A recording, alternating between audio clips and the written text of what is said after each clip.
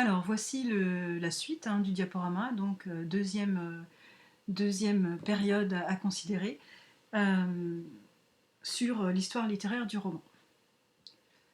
Je vous disais à la fin du précédent diaporama que le genre était considéré comme mineur. Et il le sera encore au siècle suivant, donc le XVIIIe, que vous voyez apparaître ici. Et pourtant, il y a énormément de romans publiés au XVIIIe siècle, des quantités et des quantités. Parce que mineur peut-être, mais le genre connaît beaucoup de succès quand même, et de plus en plus. Mais les auteurs et les éditeurs de romans voudraient bien qu'on prenne le genre plus au sérieux, et qu'on ne confonde pas systématiquement romanesque et fantaisiste, les deux adjectifs pouvant être synonymes dans certains contextes. Alors, ils multiplient les astuces littéraires pour donner du crédit à leurs œuvres. C'est pourquoi on écrit alors les types de romans pointés à présent sur la diapo. Les mémoires ou les journaux, où un personnage raconte sa vie à la première personne, soit après coup, les mémoires, soit au jour le jour, comme journaux. Et les auteurs et éditeurs ne se privent pas pour laisser croire au lecteur que ces journaux ou ces mémoires sont des récits vrais, alors que bien entendu, il s'agit de fiction. Mais c'est tellement plus excitant de lire ou de voir aujourd'hui des histoires tirées de faits réels. On ne sait pas pourquoi, cette mention attire le public. Il en va de même avec les romans épistolaires, que l'on fait passer pour de vraies correspondances. Les romans épistolaires sont des romans par lettres, parfois les lettres d'un seul correspondant, à travers lesquelles on comprend son histoire, parfois deux ou beaucoup plus de correspondants, dont les échanges de lettres permettent de suivre leurs intrigues. L'un des plus remarquables de ce point de vue, c'est les liaisons dangereuses. Et puis il y a les romans de Denis Diderot, le philosophe des Lumières Diderot. La plupart de ces romans sont posthumes, et il se préoccupait assez peu de les faire publier de son vivant. Le plus connu est Jacques le Fataliste. Ce qui distingue les romans de Diderot des autres, c'est que lui ne cherche absolument pas la vraisemblance. Au contraire, il passe son temps à rappeler au lecteur qu'il est en train de lire une fiction. L'œuvre romanesque de Diderot inspirera les auteurs du nouveau roman au XXe siècle. Mais je vous en reparlerai un peu plus loin quand ce sera le moment.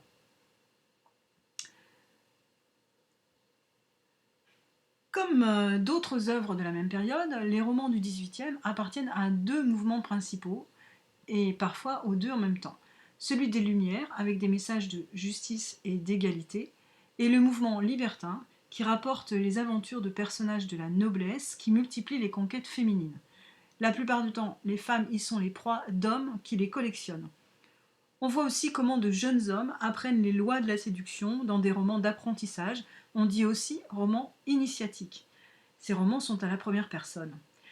Et l'on retrouve avec cette première personne le souci de vraisemblance dont je vous parlais tout à l'heure. Voilà le grand siècle du roman, l'âge d'or en quelque sorte, le 19e. Enfin, pas tout de suite. D'abord, dans les années 1830, le mouvement romantique voit le jour et s'épanouit. C'est un mouvement très important mais de courte durée. Il n'est pas particulièrement remarquable pour ses romans. Mais il en existe quelques-uns tout de même, qui vont inspirer les registres gothiques et fantastiques de la fin du siècle. Ces romans s'éloignent de la vraisemblance. Les héros y redeviennent exceptionnels de vertu et les héroïnes inaccessibles. Ces textes ont du succès mais ne permettent pas encore que le genre soit considéré comme majeur. Il le devient avec le mouvement réaliste, à partir de 1830 aussi, avec les auteurs que vous voyez sur la diapo, de Stendhal à Flaubert, en passant par Balzac. Dumas et Sand sont des cas particuliers. Dumas avec des romans historiques encore très romantiques souvent, comme Les Trois Mousquetaires, et Sand avec des romans pastoraux, un peu naïfs et peu crédibles également. Autre cas, le père Hugo. Vous ne dites pas le père Hugo. Victor Hugo. Ces romans peuvent se classer pour certains dans le réalisme. Le plus connu, Les Misérables, est en partie réaliste, mais en fait il est assez inclassable. Zola est aussi un réaliste. Il a, comme ses prédécesseurs, le projet de montrer la réalité sans l'enjoliver. Mais il va plus loin qu'eux encore, en mettant en scène les milieux les plus défavorisés, ceux auxquels la littérature ne s'était pas intéressée jusque-là. Le milieu ouvrier, le milieu des petits employés ou encore le milieu de la prostitution. Il invente ainsi le naturalisme.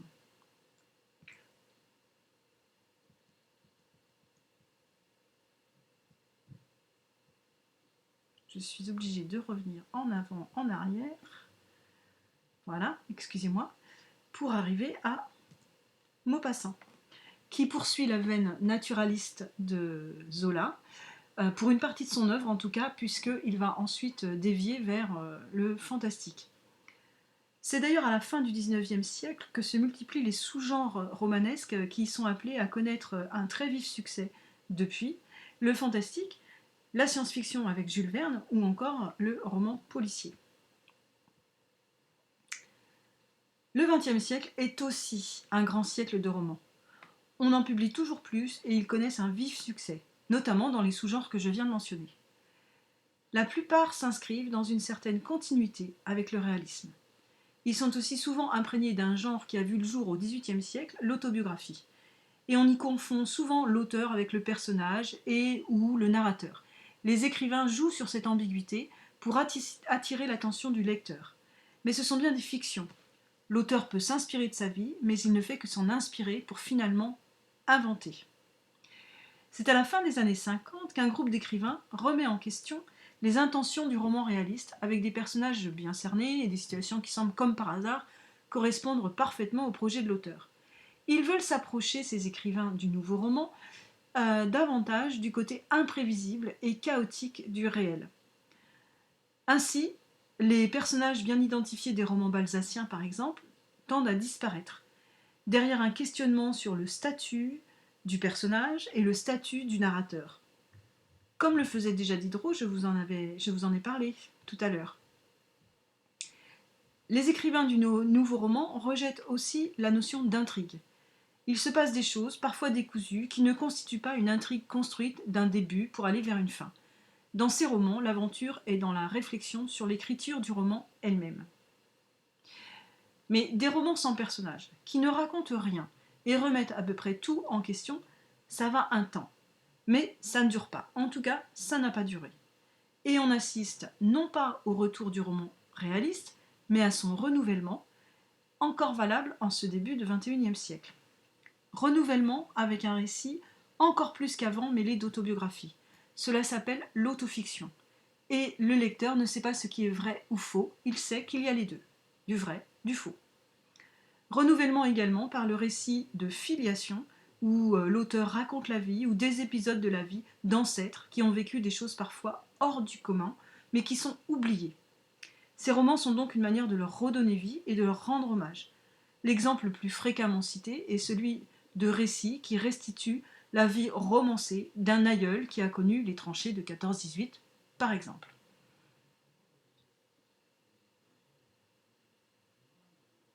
Voici 37 mots que j'ai utilisés dans le diaporama, que vous devez connaître et savoir utiliser correctement. À vos dictionnaires et en cas de doute, demandez-moi. Relisez vos notes, vérifiez-les et mémorisez-les. À bientôt pour un nouveau diaporama.